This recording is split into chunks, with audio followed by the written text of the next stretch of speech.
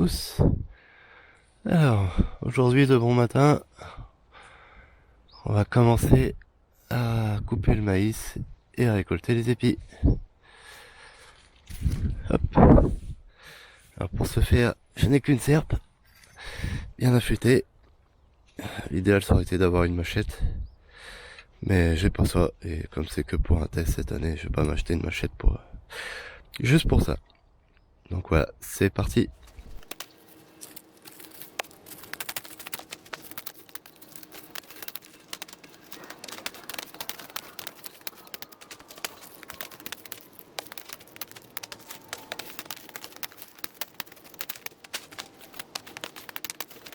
Alors, j'ai commencé, j'ai fait la première ligne, j'entame la deuxième.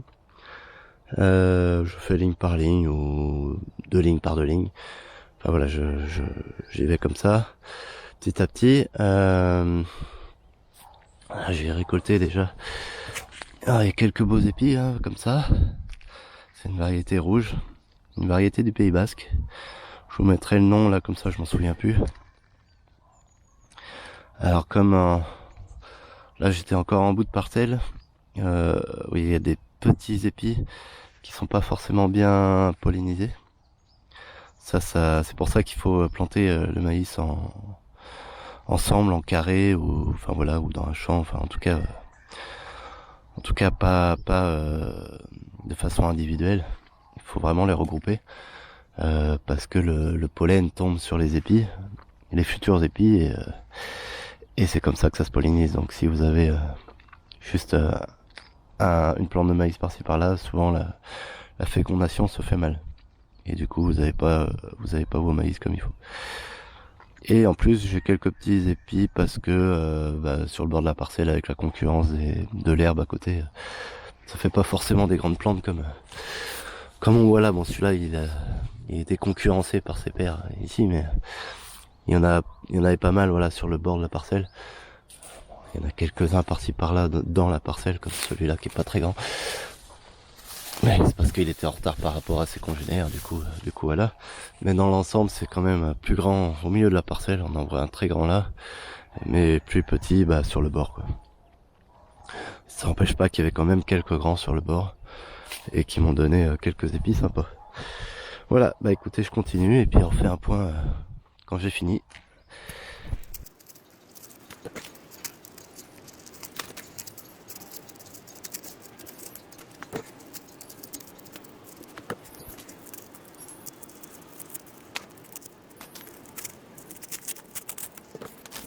Alors ça, j'ai fait 3 lignes ici à peu près. J'ai fait aussi quelques 2 ou 3 lignes là ici. Ce que je vais faire, c'est que je vais laisser un carré à peu près au milieu pour garder pour les semences. Je pense que ça va être les plus beaux épis. Et surtout, j'ai un champ de maïs de l'autre côté, là derrière la haie là-bas. La haie là-bas. Ici là-bas. Et du coup, c'est pour éviter toute pollinisation, même si on voit par la couleur des maïs qu'il n'y a pas dû y en avoir beaucoup. Hein. Parce que ça doit être du maïs jaune qu'ils utilisent là-bas. Moi, il est rouge. S'il y avait eu pollinisation, ça se serait vu. Donc a priori, il n'y en a pas eu. Mais dans tous les cas, je garde quand même celui du milieu. Et puis c'est clairement les plus beaux. Donc je vais m'arrêter là. Je vais faire 3 sur chaque côté. Et au milieu, je vais les garder. Et puis je vais faire ma sélection sur les maïs du milieu. Voilà. Le petit échec, là on le voit ici encore, le haricot tarbé, qui ont pas poussé, hein. Voilà, peut-être l'une des plus gros échecs de la saison. L'un des plus gros échecs de la saison. Il y a des fleurs, enfin c'est ridicule. Enfin voilà, je vous en ai déjà parlé, je vais pas revenir dessus. C'est ce qui arrive quand on sème des maïs. Excusez-moi, il y a quelqu'un. C'est ce qui arrive quand on sème des haricots et dans des maïs déjà trop grands, forcément ça pousse pas, ils ont eu trop d'ombre, donc voilà. Bon allez, on continue. Ah oui, ce que je vous ai pas dit. J'ai quelques maïs qui étaient encore un peu verts Comme celui-là, bon celui-là est tout petit, mais on le voit la feuille, hein, on en voit quelques feuilles qui traînent, qui étaient encore un peu verts. Du coup, les épis sont pas venus à maturité. Il y en a pas beaucoup, hein, mais je récolte quand même maintenant parce que on est le 24, c'est 25 septembre. C'est déjà assez tard. Donc j'ai peur qu'après ça moisisse, hein. J'ai déjà eu quelques cas de moisissure, des épis moisis. Je sais pas si je vais les retrouver. J'en ai pas eu beaucoup, mais voilà, ça risque de moisir. Non, je vais pas le retrouver, je pense. Bon, puis vous avez remarqué, je laisse tout sur place, hein. Je vais laisser ça sur place pour la culture suivante. Je vous expliquerai ça plus tard, mais je n'enlève rien. Je laisse tout sur place, sauf les épis, bien sûr. Allez, à plus tard. Alors, je faisais une petite pause. Parce que mine de rien, c'est un peu physique, hein. La serre, c'est pas l'idéal pour ça. Une machette, ça aurait été mieux, mais bon, ça fait le boulot quand même, hein. C'est juste un peu plus ardu, mais bon, ça fait le travail.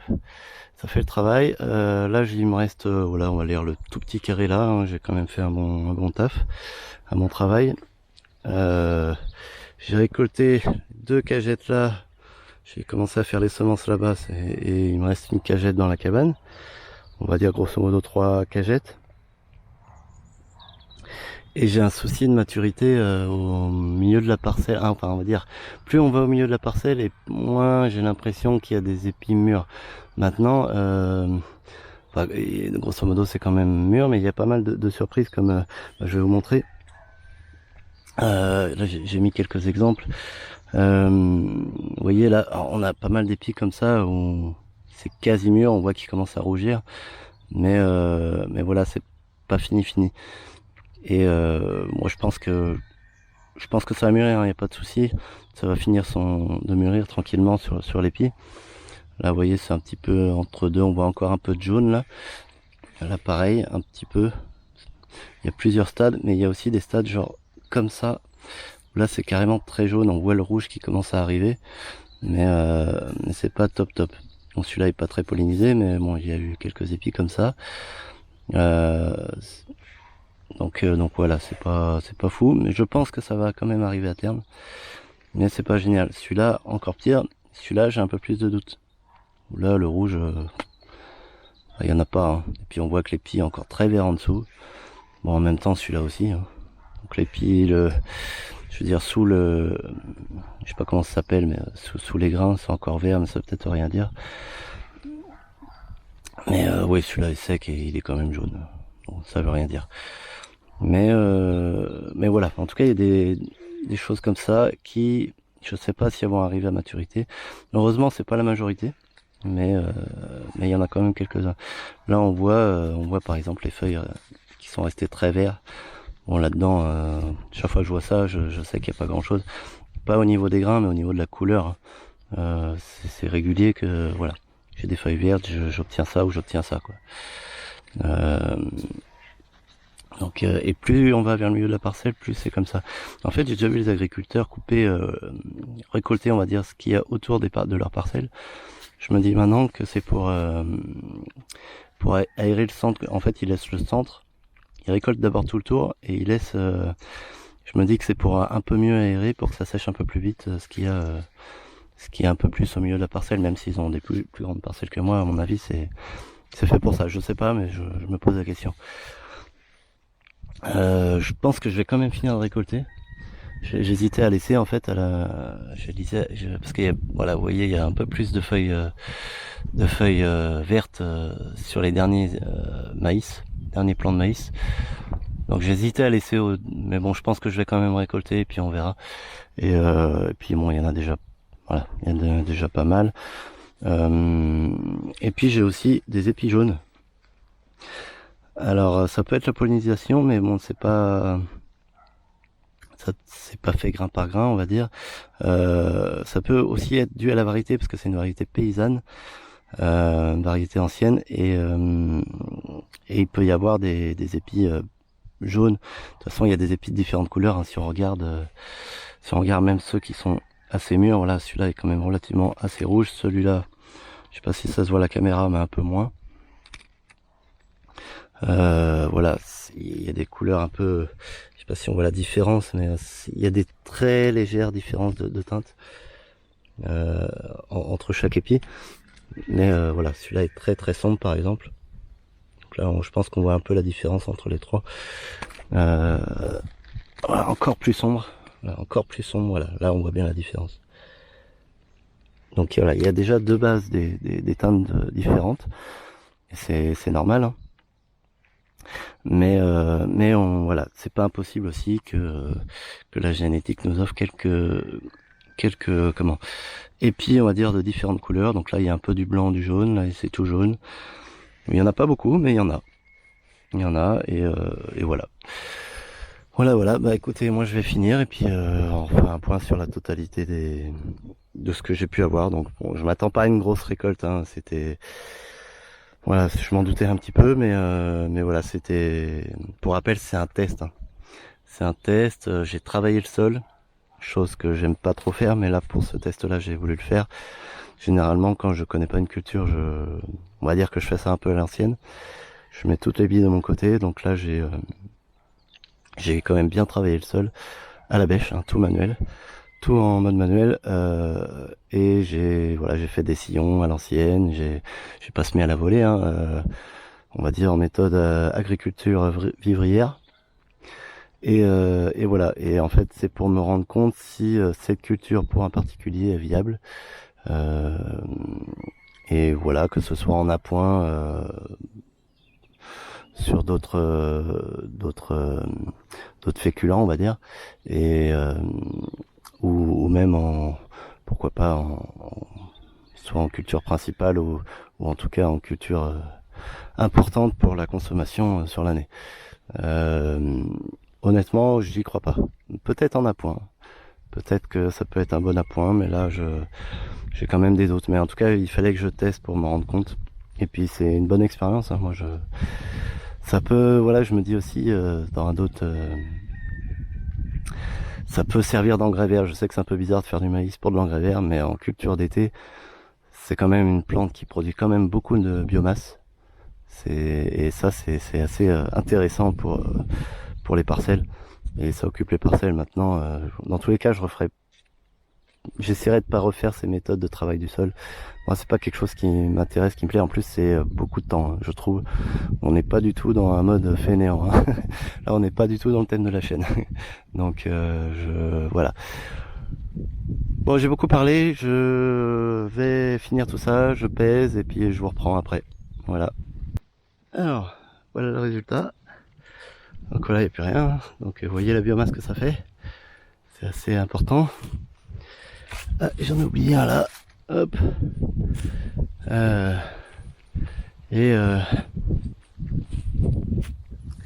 et ouais, je me suis réservé quelques cannes assez grandes de maïs. Je sais pas si ça va durer dans le temps. Je vais essayer de faire un peu comme du bambou. On verra ce que ça vaut. Hop, et je vais vous montrer le résultat. Et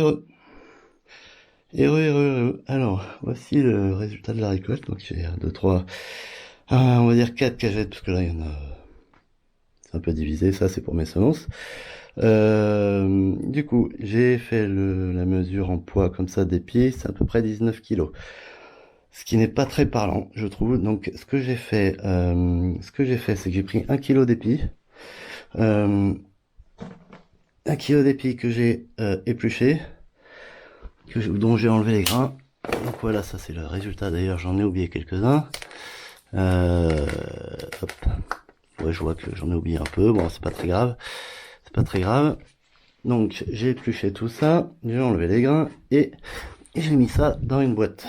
Une boîte que j'ai tarée au préalable, que j'ai pesée, qui fait 185 grammes, c'est marqué en dessous. Donc ça c'est boîte. Je fais pas de pub. Baby Bio de ma fille. Voilà. Donc que j'ai rempli. Donc voilà, ça me fait, on va dire les 2 tiers, hein, à peu près, et 2 tiers de la boîte. Voilà. Et du coup, alors j'ai déjà pesé, hein, je connais le résultat, mais je le fais en live devant vous. Tac. On est à 961 kg moins 185. Bon, mais juste pour refaire le calcul, pour pas vous dire de bêtises. Donc il y a 776 grammes de maïs exactement, parce que 961 moins les 185 grammes de la boîte, on arrive à 776, pardon, multiplié par les 19 kilos, ce qui nous donne 14 744, on va dire 14 700 grammes de maïs grain. Vraiment les grains. 14 kilos, même allez, même s'il y a de la perte, imaginons lors de la transfo pour faire de la farine par exemple, je sais pas s'il y en aura, j'en ai aucune idée, mais on va arrondir à 14. 14 kilos, c'est plutôt pas mal, je trouve.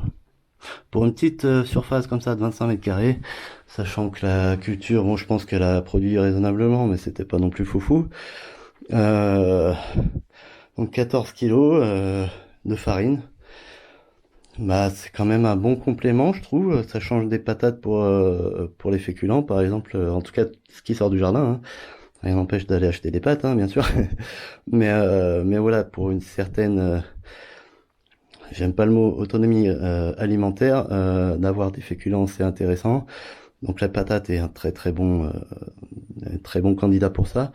Je voulais m'essayer aux céréales, donc là j'ai pris du maïs, comme je le disais, parce qu'il a quand même un rendement assez correct par rapport à du blé. Il y a peut-être d'autres céréales qui peuvent faire l'affaire, je ne sais pas, je suis pas un expert. Si vous avez des conseils, n'hésitez pas à me le dire, hein, d'ailleurs. Dans tous les cas, comment dire, 14 kilos de farine sur un an, bon, ça remplacera jamais les patates, hein, c'est sûr, mais ça fait un petit complément, ça permet de changer un petit peu, quoi, on va dire. Donc c'est plutôt pas mal. Alors est-ce que je referai cette méthode-là? J'en doute parce que la méthode me convient pas. Est-ce que je referai du maïs? Peut-être, je ne sais pas. Je ne saurais dire. Dans tous les cas, le résultat est moins pire que ce que je pensais. Voilà, voilà.